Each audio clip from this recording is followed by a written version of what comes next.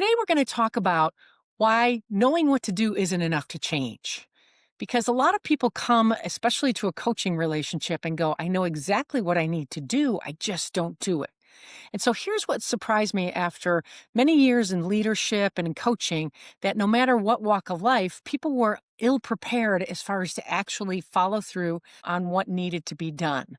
It's not because they were lazy or unmotivated, it's because they weren't aware about how they wanted to change or how they were currently operating. That's a major thing as far as to be able to gain awareness of how are you currently operating? How do you currently occur? And so that's a difficult question because most of the time people don't think about it. They have things come out of their mouth and they don't understand that it has a lasting impact on how they actually operate in life. So one of the things is to really pay attention to what you say about yourself and how you represent it. One of the interesting things is that I live in Las Vegas, and so I like to just go sit at a card table and play a little bit, maybe for about a half an hour or whatever. But it's interesting as to when people come up to the table, what they say.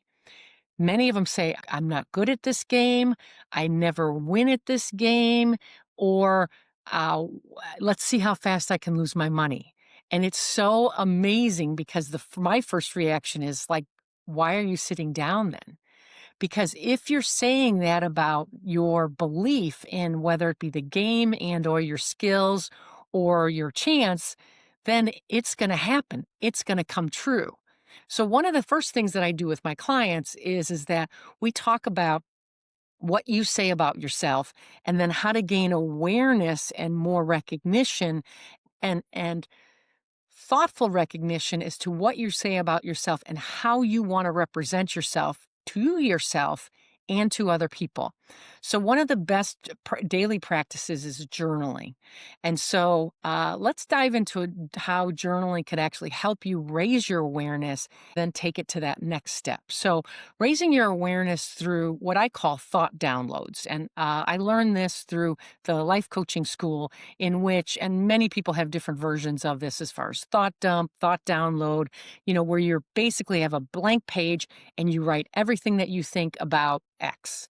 So you could write it about a relationship, you could write it about your job, you could write it about your current circumstance, you could write it about your age, you could write it about retirement. You can say, this is what I think about X, and then just allow yourself to kind of free flow and be able to just write everything down. And then you really start to get an idea of, wow, I really think that, or I didn't think that I thought that.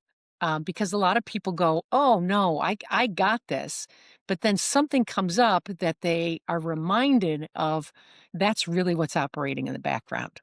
So when you start to do a thought download, you just free flow it. And then you kind of take that time to take a look at, what are my real thoughts about this? And then be able to choose, how do I want to feel about this? Like, let's say retirement. First you kind of download everything. Oh, you know, after retirement, people fade away. My health gets worse after retirement. Different things as far as that are programmed into us either by society and or our thoughts about it, as far as based on our experience, that then we take from there. So then once you have that thought download, you can really start to kind of distill as far as how you're operating. And so that's really important, because if you're operating on automatic, then you don't understand it and you can't command it. If you start to have that awareness, then you can start to have that thought about, how do I want to deal with this? How do I want to present this? And so then you can start experimenting, trying on thoughts, kind of like a jacket. If I thought, oh, this will be fun. Wow, I never thought about that. Could work be fun? Maybe work can be fun. It depends on how you want to look at work and how you want to position it. So as we go into that, then hypnotherapy is actually kind of an added layer in which we go into a relaxed state, because then we're really able to dissect as far as where that thought may have come from. And then we're able to release it in a better and a more authentic way and a better alignment way with acknowledging that it served a purpose because our subconscious is purposeful and keeps us safe because our brain is wired to do that. Our brain is wired to keep us safe and not in harm's way, whether that be discomfort or whether that be getting eaten by a lion, which we don't get like threats about eaten by a lion very much, but we do have a lot of discomfort as far as in the world with how we deal with regular circumstances.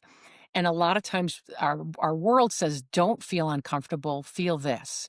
You got to feel happy, you got to feel joyful, you got to feel grateful.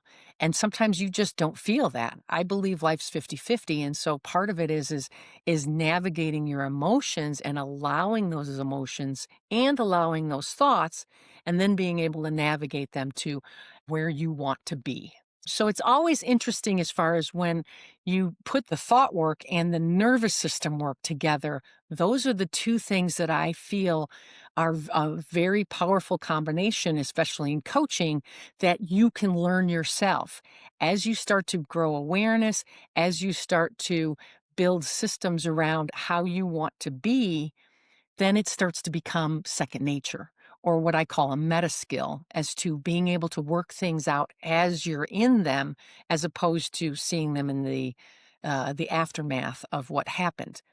And so that's one of the things that I teach as far as self coaching or self hypnosis, to then being able to program yourself as to who you want to be and how you want to live life. It's knowing it and then also acting on it and then using that data to evaluate it. So I invite people to look at how they're currently operating and where they want to be and how to get there.